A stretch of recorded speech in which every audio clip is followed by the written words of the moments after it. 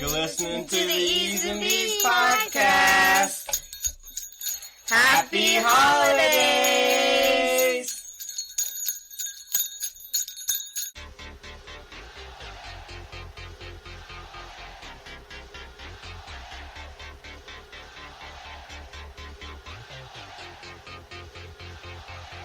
Good morning, all you wrestling and sports fans.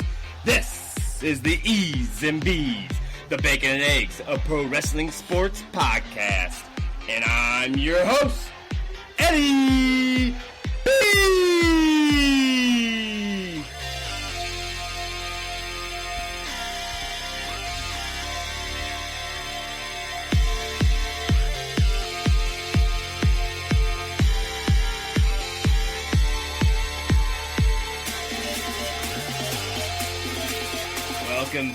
Welcome back. Happy holidays. Glad to have you back here on the Eeez N Beez. We got a full plate today. I hope you have your eggnog filled up. Got your napkin ready. It's going to be a good one. Starting right off, we're going to jump into the sunny side up. I've got a whole bunch of sports to talk about. Crazy things that happened last week. Plus, everybody's favorite, the wrestling, all 5 brands. Great news coming through. Exciting shows. Plus, on the meat segment this week, a little change up. We were supposed to have a special guest. I'll talk a little bit about that later. We're going to talk a little bit about what happened last week. Some crazy things. Just dive a little bit more into depth. Find out what you guys think. Also, on the scrambled egg segment, we're going to make some predictions on the WWE TLC this weekend. That's right. One more pay-per-view for the year for them. And, of course, on the toast, we'll bring Lauren back. We'll give shout-outs and talk about what's coming up. So grab your plates, grab your silverware. Here we go.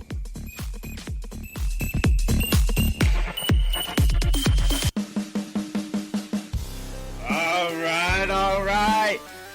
One more Friday in the year, that's right. But hey, a little change of things, guys. We're going to do a Thirsty Thursday next week. That's right. Going to change things up. Christmassy. Going to be a holiday spirit in the air. That's right. Well, here you are. Eeez N Beez. It's time for the sunny side up. All right, guys. Like normal, we're going to dive right into the NFL. Crazy things happening last week. We're going to jump into 4 games, talk about some winners, and also a little bit of side notes, starting right on off with the Bills getting the win over the Steelers, 26-15. Putting the Steelers now at a 2-game losing streak after starting undefeated. You know, everybody thought they were going to run the table. Now they've lost 2 in a row. Things have changed in the playoff race. Talk just a little bit about that here in a second. Game 2, Eagles with a new quarterback. That's right, Jalen Hurts making his start this week. Gets a win, 24-21 over the Saints. Woo, Carson Wentz. If I was you, I'd be worried, brother.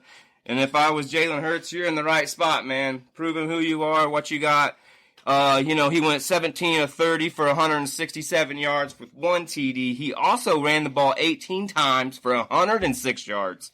Look out, folks. We might have another quarterback situation. Game 3, we got the Chiefs getting the win over the Dolphins, 33.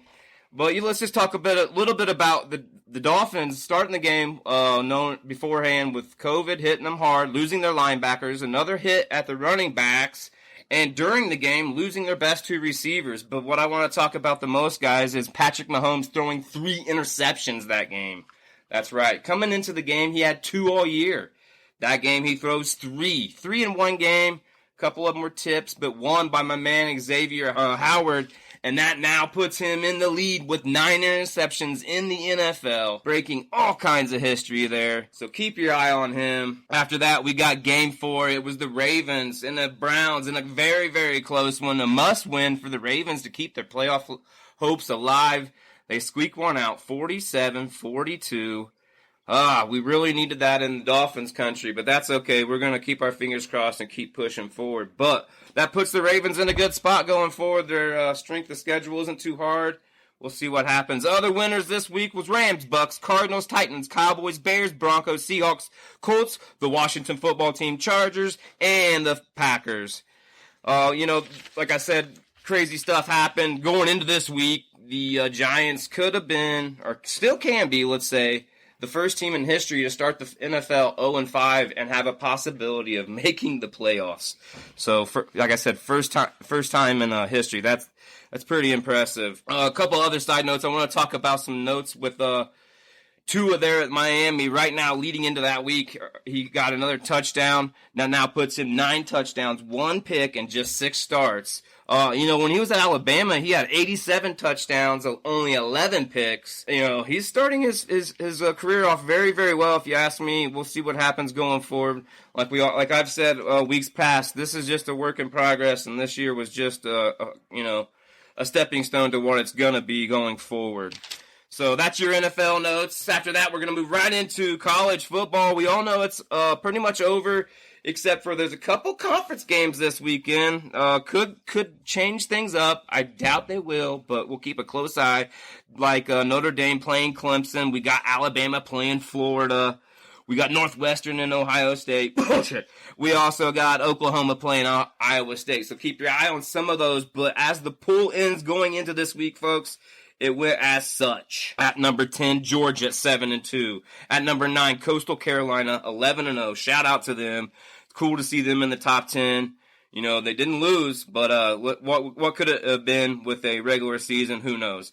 Number 8, Iowa State, 8-2. Number 7, Hoosiers at 6-1. Number 6, Cincinnati. Number 5, Texas A&M. Number 4, Clemson at 9-1. Number 3, Ohio State at 5-0. Number 2, it was Notre Dame, finishing the year at 10-0. And, of course, finishing out this year, number 1, Alabama at 10-0 also. There's a lot of stuff going on this weekend, so keep a good eye on those. There could be some changes if things happen, blowouts and such. But also, I want to bring back a couple notes that happened just this past weekend. We had a great Army-Navy matchup, of course, in the fog. President was there. It was a pretty creepy looking scene as far as the fog. They did allow the fans to come. That was the only reason they were gonna play was if the fans was allowed to come, or the patrons and the soldiers, I must say. Shout out to them. We love all of our military. But Army getting the win, 15-0 over Navy in a wild one, but not as wild as Arizona State beating the brakes off of Arizona, 70-7, and that's right, I did not stutter. 70-7. Herm Edwards put the foot on the throat and did not let up for 4 quarters. It was massacre. I brought the wife in more than once to show her. I couldn't believe what I was seeing, and I know that there was mad respect after the game. I'm glad there was no fighting. So shout out to those guys. Way to keep it 100% positive and mature on the field, folks. That's a sign from them folks there, and we do appreciate seeing great sportsmanship from both teams like that, definitely, in these tough times. So that's going to wrap up all my notes for the NCAA college this week football, but we will jump right straight into the basketball. They're picking it up. They're ramping it up, folks. Starting right off, top 10, Tennessee 3-0. Number 9, Creighton 4-2. Number 8, West Virginia. They're at 6-1. 7's Villanova 5-1. Number 6 is Houston. Hey, they're 4-0. At 5, it's Kansas at 6-1. Number 4, Big Ten, Michigan State. They're 6-0. At 3, it's Iowa, another Big Ten school, 6-0. At 2, it's Baylor, 4-0. And once again, rounding out the top 10 this week, guys, at number 1 will be Gonzaga at 3-0. So keep a close eye. They're picking up a lot more things going on with the basketball. It'll be interesting going past Christmas once the college football is gone. And, of course, things pick closer up going into March and all when the tournaments begin. We'll see what happens, and we know that things are going to change this year. It's going to be a bubble year as normal, like I've been calling it since day one. Bubble championships all the way through. That's going to wrap up my basketball for the NCAA part of the segment here on the Eeez N Beez Podcast. You can find us anywhere, guys. Find us on eezeandbeez.org or anywhere you find your podcast out there. Hey, I just want to take a quick second out here and give a shout out. This week sponsored by Helzer Vintage Clothing. My boy Joe, Helzer Vintage Jewelry. My boy Jake. I want to shout out to both those guys. I just catched up with them the other day. Told them I'd give them a shout out here on the podcast. If you haven't checked them out, go check them out on Instagram at Helzer VT Clothing, or at Depop at Helzer Vintage. That's right, Helzer Vintage Clothing and Helzer Vintage Jewelry. Go check them out, man. There's some good people, Joe and Jake. Tell them Ed said what up. And if you buy something from their page, let me know. Show me proof. I'll send you one of my stickers, I promise. At eezeandbeez.com. All right, guys. Keeping it moving here on the sunny side up. We're going to jump into the wrestling portion. That's right. We're going to talk about all 5 brands real quick. I'll run down each match, kind of giving the winners, losers, talk a little bit about it, of course, but we're going to dive into more stuff here a little bit later in the meat segment. Hope you guys are enjoying your Friday out there. You're listening to the Eeez N Beez Podcast. Happy holidays. Like I said, if you didn't catch it earlier, guys, next week will be on Thursday, a thirsty Thursday here on Eeez N Beez. You know, obviously with Christmas on a Friday, it's the last Friday this year. Believe it or not, 2020 is up. One more Friday, next Friday, and then we're done. The next Friday after that will be a new year, 2021. How exciting is that going to be, folks? Well, let me know out there what you think, if you're ready for 2020 to be over or not. Anyhow, let's move right into the SmackDown last week, guys. Crazy things happened. We won't get too serious about it, but it was one of the decent shows out of the 5, if you want my opinion. It started off with Sasha and Carmella with their little contract signing going on, but Carmella is playing games with Sasha. I'm just going to say that. If you haven't seen it, go back and check it out. Running down the matches here. The first match, Dolph Ziggler getting the win over Montez Ford. Next, they had Sami Zayn getting another trickery. That's right. Count-out win over Big E. Man, I can't wait for them. I hope they repackage Big E going into 2021 and maybe slide him a little bit away from the New Day. That's just my opinion.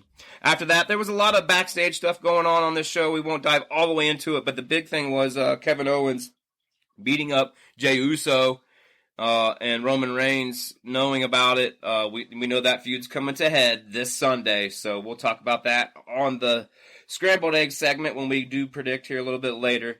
After that, the Riot Squad getting the win over Billy Kay and Natty. You know, not a very good match, probably the worst match of the card. We did see a vignette a little bit earlier where Otis and Chad Gable were doing some workouts. Well, they ended up coming to head to fight Cesaro and Nakamura a little bit later in the evening, and they did not win, but I will talk a little bit about Otis going forward on the meat segment. We're going to dive into some things that are going on at the WWE that I'm sure if you've been online, on Twitter and all that, you've read a lot about it or heard about it on other podcasts this week. A little bit of craziness in my opinion, but we'll dive into that later. And then after that, the main event of the evening obviously was Carmella taking on Sasha, because she said earlier in the night that she wanted to fight right then, right there, but they scheduled it for later. We all know that her assistant interfered and Carmella got the win by DQ, doing the fact that Sasha was dealing with the assistant, but it's going to be interesting going forward Sunday. So, like I said, not a bad SmackDown. Like a quick rundown there. Decent matches. One of the better shows this week. After that, we dive right into Raw. Monday night. Probably the worst Raw I've seen in a while. And that's my opinion. And it's my opinion just because it's based off of a few things that's been leading into what we're going to talk about here on the meat segment just after the sunny side up here. But, yeah, just a rough show and a rough outing for some people out there. They started the show off with Miz and Morrison skit. It was cheesy, cheeseball, not very liked across the nation, not liked here at my house. They're just losing me, man. 3 hours is hard to keep me interested anyways, but when you start out shows with really bad comedy before wrestling even gets occurred, you know, I like that hardcore, let's hit it up, show the realer looking things, and move right into it, not the bad comedy. But anyways, after that, AJ Styles got a win over Sheamus. We had the Hurt Business getting a win over New Day, Riddle, and Jeff Hardy. Lana with a very quick win over Nia Jax. It was a terrible match, but glad to see Lana getting another win. Miz and Morrison getting a win over Keith Lee. This by far was the worst match of the night. I want to add that there was some very terrible things going on. We're not sure what's happening, but we'll talk about it in the meat segment. If you're not sure what I'm talking about, go back, watch the clips, see what you think. Give me a shout out. Let me know what you think is going on there. We'll talk just about it here in a minute. I refuse to talk about the next match they have because we all know my thoughts on Retribution. I'm not a fan, never was, never will be. After that, Dana Brooke getting the win over Shayna Baszler in a disqualification. Another interference. It seems to be a common theme. I know Bully Ray and them always talk about it on Busted Open. You know, AEW has a lot of interruptions. NXT has a lot of... It's just a common theme across the board. After that, it was the main event of the evening where Matt Riddle getting the win over old school MVP. It was an alright match. He's growing on me as a wrestler. I don't like the gimmick. So, let me know what you guys think. After that, they did show some things going on in the back with Drew McIntyre, Miz and Morrison, AJ Styles, all kinds of craziness happening. Like I said, it's leading right on up into this weekend. TLC, don't miss it, this Sunday.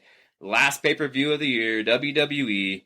Let's hope it's a good one. Even though it is TLC, not necessarily my favorite pay-per-view, so to speak, but it should be decent to see these matches that they got laid out, and we'll talk about that here in a little bit on the Scrambled Egg segment. After that, we're moving right into Tuesday night. Now everybody starting to pick up the pace and love for Impact. That's right, Tuesday Night Impact. You know, they started the show out with a great vignette of what happened last week. A lot of extra AEW, a lot of Kenny involved. You know, they're building fans quickly, folks. Still got a little bit of work to do, I think, but hey, we'll see what happens. Rumor was that, you know, possibility of invasion. Impact maybe invading AEW, or I don't know. Let me know what you guys think. That's what I heard.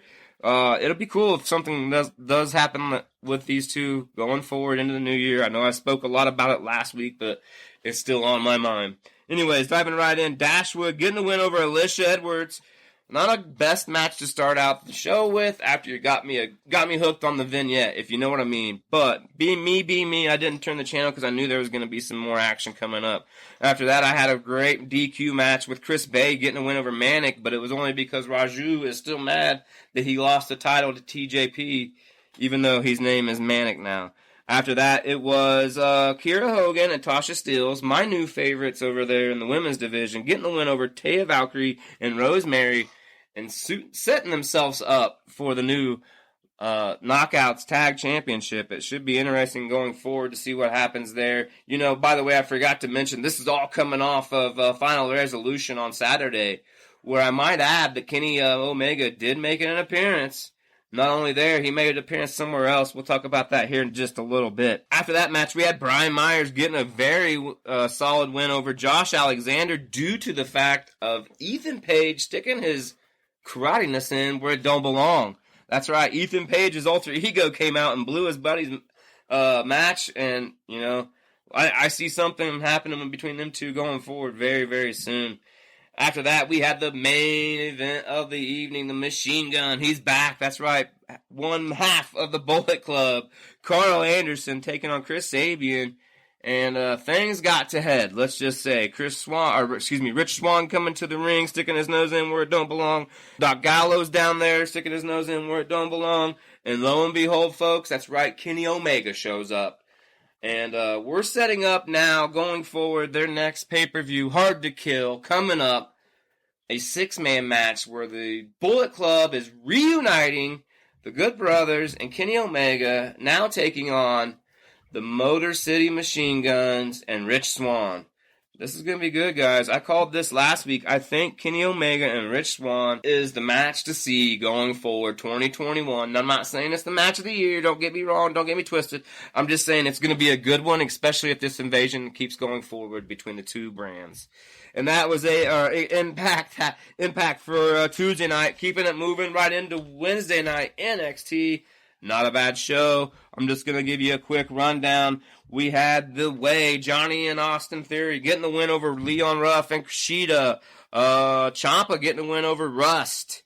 Then we had the number one contenders match, which was a doozy. O'Reilly getting the win over Pete Dunne, which I kind of figured, because we've seen O'Reilly put on a hell of a match earlier with Finn. Why wouldn't we want to see them two again? I think we're going to have a good match when that comes to head here in the near future. After that, we had a DQ, Shotzi Blackheart getting the win over Indy Hartwell. It's hard for me to say that name. It's kind of silly, Indy Hartwell. Anyways, decent match. I like Shotzi. Hartwell still green. We'll see how that goes. And then they rounded the night out with two bangers. Karrion Kross making his return match again, getting a huge win over Troy. And then the main event, we had Rhea Ripley and Toni Storm in a grudge match, which we all thought going into this, Rhea Ripley has this, right? Gonzalez sticking her nose in, helping Storm out. So, good storylines coming out of NXT on Wednesday night. Let me know what you think out there, the Eeez N Beez land. If there's some matches you like, matches you don't like, I'd love to hear back some feedback on all these brands here as we go through them each week. After that, we'll round out the last segment of the Sunny Side Up. That's right, it's the AEW part of the Sunny Side Up. They rounded the show out on Wednesday night. Let me just say this before I jump right in, guys. It might not be my favorite of the week. It's tied, I think. I think this and SmackDown went neck and neck. There was some great things on AEW that kept me interested. And then there were some predictable things. I am happy that they eliminated the 14-man match, because you all know my feelings on those big old things. Down to 12. It was tameable, but we'll talk about it here in a second. But they started the match out 6-man right off the bat. Private Party, Matt Hardy taking on Hangman and Dark Order. It was silly. It was good. A lot of action, high pace. Not really, no bitch here, if you ask me. It was very good, but Private Party and Hardy getting the win. Hardy taking claim after Private Party doing a little bit of the extra toting, if you ask me. But great way to start the show. Had me going. And then right after that, they jumped into Cody Rhodes taking on Angelico. Another great match. Angelico, we know, is the technician out there doing all kinds of moves on Cody. Cody, reversals. It was a pretty solid match. But we knew something was going to come to head when it come to the end. And that's right. After the match was over, Team Taz coming out on the ramp. And, obviously shouting threats to Cody Rhodes. And as you just thought they were going to hit the ring, here comes Lights Out. That's right. He's back. 3 weeks in a row. It's Sting making sure his boy Cody Rhodes don't get taken advantage of. And also up in the rafters, we knew Darby Allin up there. So looks like the fairy tale of Cody Rhodes and Sting and maybe Darby Allin against Team Taz coming to head soon. What do you guys think? If you guys saw it, let me know. We didn't hear Sting speak this week. I think it's better that way. And it'll be interesting going forward, hopefully, when they put him more movement than just his music dropping, coming out, pointing a bat and stuff. I want to see a little bit of teaming up or, a little bit more to it here in the next couple going weeks forward. So pretty solid way to start the night out, if you ask me. After that, then that's when they had the 12-man match. That's right, the Inner Circle getting the win over Top Flight Best Friends and the Varsity Blondes. Now, this match I was expecting, as we heard last week, JR complaining about the dive and catch, the quails quailing up in groups, friends and foes. We heard a lot of bitching about that going forward, and believe it or not, folks, we didn't see it. Maybe it was because Brandon Cutler wasn't in there, but we didn't see the friends and foes huddling up, catching each other, and I love that. I know my wife loves that. That shit looks fake when that happens. Excuse my language, but that's just the truth. When these guys ball up and catch each other, it ruins the vibe for me. They kept this interesting. We know that Floyd made his appearance per Jericho. Maybe part of the decision of why this match came to the win in a circle. But hey, all in all, it was a good 12-man match, and it'll be interesting seeing the storylines coming out of this. I know I like the Varsity Blondes. I like the Top Flight and Best Friends. But we all love the Inner Circle, so it'll be cool going forward to see what happens. After that, another great tag match, another team on the rise, Acclaim getting the win over SCU, but not without the boombox being interfered into the match, and they still look good. They're holding their own. We know that the start of the match, we always know the Acclaim comes out with a diss track. Well, this week, Frankie Kazarian had a repeat diss track back to him. Pretty interesting. If you haven't seen that, pretty funny. Go check it out. After that, they had a girls tag match with Swole and Serena Deeb getting the win over Ivelisse and DeMonte. A good solid women's match. Nothing to brag about, nothing to cry about. If you had to put 4 girls out there together, I think these are the 4 girls right now in that AEW women's division to put together and make a decent tag match out of. We know Deeb can work. Swole's probably the weakest link out of the 4. Nothing against it, but just being honest here. Well, after that match, they brought in the main event. That's right. Kind of a soft main event, but we knew there was going to be a little bit of fireworks going forward.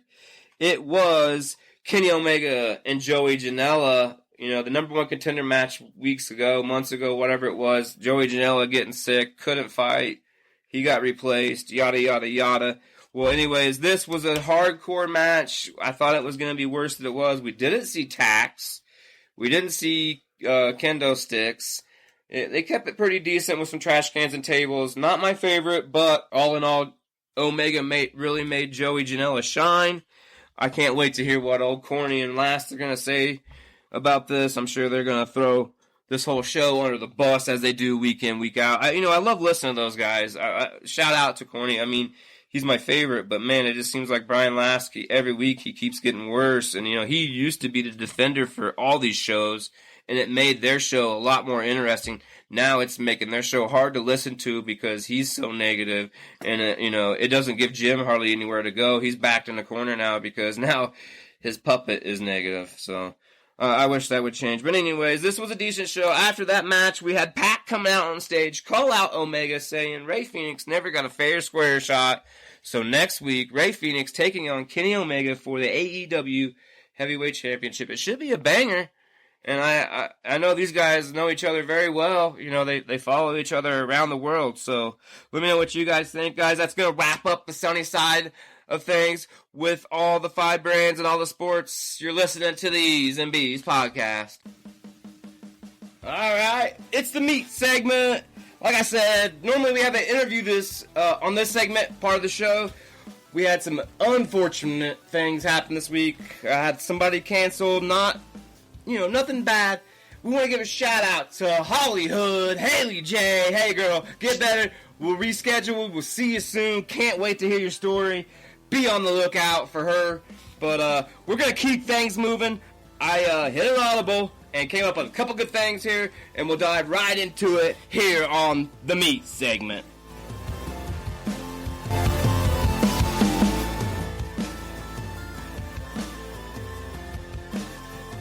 Alright guys, alright. Like I said, just a few things we'll dive into this week on the meat segment. Normally interviewing, but that's okay. Holiday season. Hey, if you haven't checked it out, go check out the eezeandbeez.org's page where you can get all the Eeez N Beez links to anything where you can find us at. YouTube. Hey, go check out our merch store. That's right, we got our merch store. Shop small businesses. That's what we support here on the Eeez N Beez. We want to shout out to Helzer Vintage Clothing, Helzer Vintage Jewelry.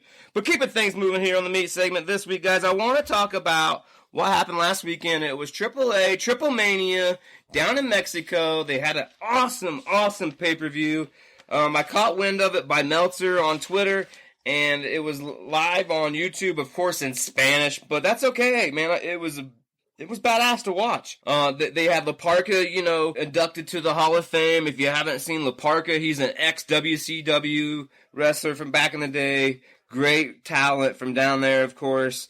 They had the triple threat tag match for the AAA tag champions, which included, that's right, the Lucha Brothers were involved.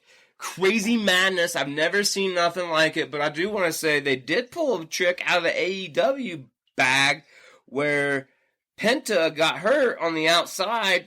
The doctors and stuff carried him to the back. If you don't remember, check back. That happened just like 2 weeks ago on AEW. But I will say it did change the outcome here because at the end he came rushing back out. No boot, leg wrapped. He was the difference maker. They maintained their tag titles, but it was bad to the bone. I mean, just seeing the talent they got over there, at AAA, it's very cool. They had the Psycho Circus getting a win over Del Park, Blue Demon Jr. and LA Park. They had a Marvel Comics match where we found out there was some former WWE and current wrestlers from AEW that were in masks. That's right, Leo Rush, Brian Cage involved. They obviously were, big names to be involved down there in Mexico over the weekend. And then they had Laredo Kid taking on Kenny Omega. Kenny Omega currently the Triple Mega champion down there. Man, let me tell you, this match was my favorite of the night. Kenny Omega showing why he is the best. He's traveling everywhere, folks. He's not only on Impact AEW. He was live at this event and challenging or defending his title. Nakamura was with him. Did not see Don Callis, but just a great event. He wasn't the main event of the evening either. The main event was a hair versus hair, Cheeseman and Pagano. Let me tell you, these guys went at it like you would not believe. It reminded me a little bit of Mick Foley back in the day. just back and forth. A little bit of the Shane Douglas hair for hair match with it's not hitting me right now, but I'll remember it sometime. But yeah, just crazy madness down in Mexico. If you didn't get a chance to see it, go see if you can find it on YouTube. Triple Mania from last weekend.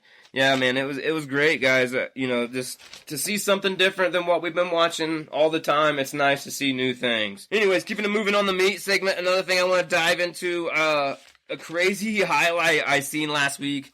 Ball State, Muncie, Indiana. Ball State Cardinals going up against Central Michigan. Last play of the game, folks. These Central Michigan, they lateraled the ball 16 times.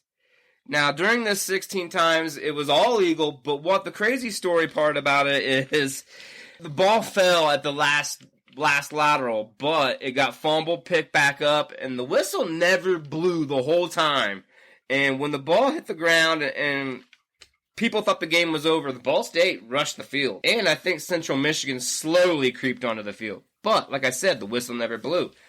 Madness, believe it or not, Ball State holding on victorious 30-27. But I will say this, after the 16 laterals, the fumbles, and the madness, the dude did run it all the way back, just like the old days where the band's on the field, the band's on the field. It's exactly the same thing on, and I couldn't believe it. I was having a flashback. I had to have Lauren come check it out. So if you haven't seen it, go. I know there's a highlight about it. That's those ESPN highlights and all the great stuff like that. So definitely go check that out. Keeping it moving here on the meat segment, guys. Like I said, just a few things. Let's talk about WWE making the announcement, sending some folks back to the facility to get some work. That's right, Keith Lee, the big osmosis, which I could see that, we hadn't even seen him wrestle, so that makes sense. He's a big, big dude. Our boy Otis, rumor has it, he's getting sent back. That's okay. Practice makes perfect. I think that Otis could reset himself and come out and be bigger, stronger, and better anyways. Kato and Mace, just some names to name. What do you guys think about that? My thoughts are, I think it's rough when that comes out, but what makes this whole thing a little bit worse is what I was talking about earlier in the Sunny Side Up. Keith Lee had the worst match, folks. If you have not seen the highlight, he was not himself. He's in his own head. And it seems to me that maybe he does need to be going back to the facility and getting things worked out. Maybe, retooled, retrained. I'm not sure. But between him and I will blame a little bit that on Morrison. Morrison, buddy, you got to wait till he hits you before you hop over the rope. That was lame, bro. Sad.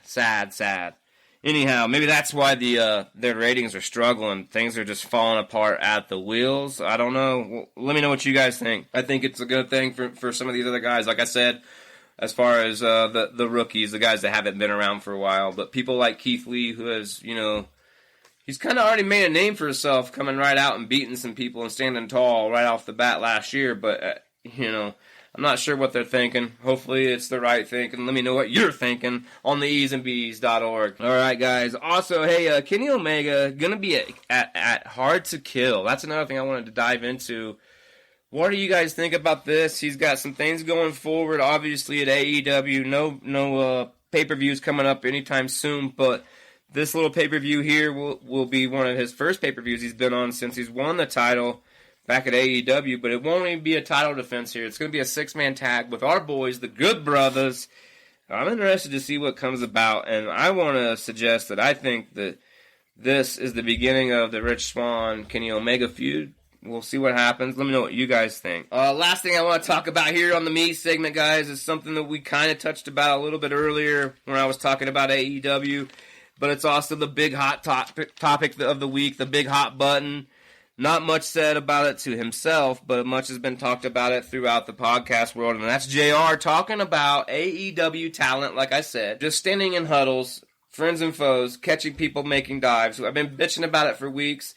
Now it seems like JR's had enough, and he's called some people out and mentioned that he said this to people in the back, and he's talked to people about it. And these younger talent don't care. Well, Brandon Cutler coming to head on Twitter and basically calling him out about it, saying that they're not idiots. And, it seems to me now we have a little bit of a feud war between some of the talent and the commentary. What do you guys think? I think it's great. I'm glad he's finally saying it. I'm sick of seeing it myself. I'm a big advocate here, and I've been complaining a lot lately about people that are diving through the ropes, over the ropes, that don't need to be. It's good to see it every once in a great while, but JR makes great points. When we see these same moves week in, week out, it's not cool no more. The pop, the wow, the it fact, it's gone. So that's my opinion. Let me know what your guys' opinion are. And for about, I don't know, I'd say 3 weeks now, this has been coming to head, and now I'm anxious to see going forward if we see less diving. Like I said, in the 12-man match last night, AEW did not ball up and catch people in a row like they normally do. There wasn't a lot of high spots. Even in the 6-man match at the beginning of the night, there wasn't a lot of high spots, catching spots. They kept it. They definitely changed it up a little bit. Hopefully Tony Khan's been listening. That'll be interesting to see. But I hope you like what we got here on the meat segment, folks. Happy holidays. Hope everybody's having a safe Friday out there. We'll be back here in just a minute with the scrambled eggs.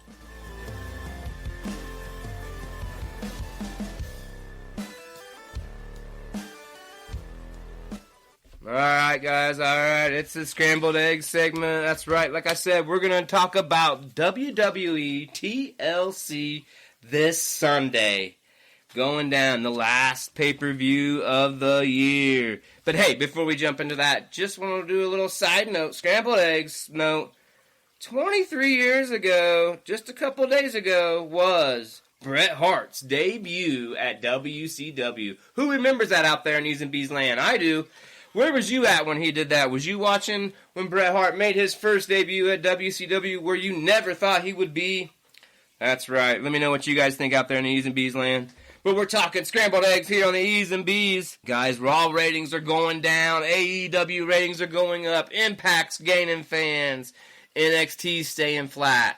And SmackDown probably right now is holding everything together for WWE. And that's all my opinion in the scrambled eggs segment this week. That's really what I think. You know, I try to keep a close eye, a good thumb on everything as much as possible. Got a lot of stuff going on in all 5 brands. It's hard to do. Plus, I do step out and check out ROH. And I do check out, like I said earlier here in the meat segment, I check out AAA down there here and there. I watch Rocky Mountain Pro. Shout out to Rocky Mountain Pro, OVW. I try to keep my thumb on everything as much as possible. It's very hard. I don't have time for all of it, but I do as much as possible. But hey, here on the Scrambled Eggs segment, we got the TLC lineup right here in front of me. What I'm going to do is I'm going to read this off, and I'm going to give you my prediction. Let me know what your predictions are. Hit me back. If you guess them all right, maybe I'll send you something nice, because it is the holiday season, and it is the season of giving. If you guys don't know, we've been giving things away every Saturday, all the way up till Christmas. That's right. We're giving something away tomorrow. And then next week, we'll be giving something away on Thursday. It'll be a huge gift. Also, we got a couple other things coming up. I'll talk about that. With the toast with Lauren. That's right. Lauren will be with us here just shortly coming up. But hey, let's jump right into the TLC pay-per-view card, guys. Daniel Bryan versus Jey Uso. I don't know, folks. I think Jey Uso has to prove himself. And I'm going to have to stick with the head of the table's cousin, Jey Uso, getting the win. That's my prediction. We'll see what happens. After that, they got listed the United States champion Bobby Lashley going up against Matt Riddle. This should be a good, decent match. I know these guys have fought each other before, but with the Hurt Business, there's just too many numbers for Matt Riddle. I don't think he can get the win, so I'm going to go with Bobby Lashley. After that, it is the SmackDown Tag Team Championship. Dolph Ziggler and Robert Roode taking on the champions, Street Profits. Man, if you're me, I'm rooting for Ziggler and Roode only because I'm just tired of the Street Profits. That's just my opinion. No offense. I like those guys. But I'm ready for something new. Maybe this will change things up going forward into the new year. It'd be pretty cool. Same with this next match. The New Day Tag Team Champions taking on the Hurt Business. Hey, give the Hurt Business the championships. That would put 2 different champions in one fraction. Pretty solid. I think that would be good for storylines moving forward into the new year. But I'm going to go with, that's right, the Hurt Business. After that, we got the Women's Tag Team Champions, Nia Jax and Shayna Baszler taking on Asuka and Lana. I'm going to probably say we have a title change here. Asuka and Lana probably going to get the win. My opinion, my bet, my gamble. I don't know. We'll see what happens. After that, another great match. The Fiend getting to go up against Randy Orton. We know we've been watching this for weeks leading into, folks. I don't know what you guys think. But in my opinion, I think this is going to be one of the better matches as long as they keep it in the ring. If we get outside of the ring, I think we'll be just a little bit like the Edge and Randy Orton match. Maybe that'd be okay, but other than that, I don't know. We'll see. But I'm going to go with The Fiend. The Fiend's too much for Randy Orton. Yep, that's right. He's going to get the win this Sunday. After that, it's the SmackDown Women's Championship. Sasha Banks, Carmella, the match everybody's been waiting for. I know my house is divided. I know Lauren's going with Sasha. I think Jalea might be going with Carmella. I'm going to be the difference maker and say, and still, SmackDown Women's Champion, Sasha Banks. That's right. Sasha Banks getting the win. After that, it's the co-main event of the evening. The WWE Champion, Drew McIntyre, facing AJ Styles. You want my honest opinion, folks? I think AJ Styles would be a way better champion. No offense. I like Drew McIntyre. I'm just burnt out. I've seen this go nowhere with the no fans and everything for him right now. I think it's just better to put him on the shelf. Bring him back next year when the fans are back. What do you guys think? That's just my opinion. Moving after that, it's the main event of the evening. That's right. Roman Reigns, head of the table, the Universal Champion, going up against Kevin Owens. Now, we know this has been a great feud, battle, everything leading up to this. But let's be honest, folks. Unless there's a miracle on Miracle Street, it's Kevin Owens getting defeated by Roman Reigns this Sunday at TLC, and it might not be good for Kevin Owens. It might be bad. This might be a write-off scene for Kevin Owens going forward on Sunday. Let me know what you think. I think it's going to be nasty. I hope this pay-per-view turns out to be one of the better pay-per-views of the year. Going into 2021, we know we got a lot at stake. They've got a lot on their shoulders. With AEW putting the pressure on, Impact trying to put their name in the game. WWE, you gotta step it up. We'll see what happens. Let me know what you think out there at the Eeez N Beez. Like, share, subscribe, tell a friend. Coming up next, we got the toast. That's right, everybody's favorite segment. It's the toast. Get out your jams, get out your jellies, the butters, and spread it.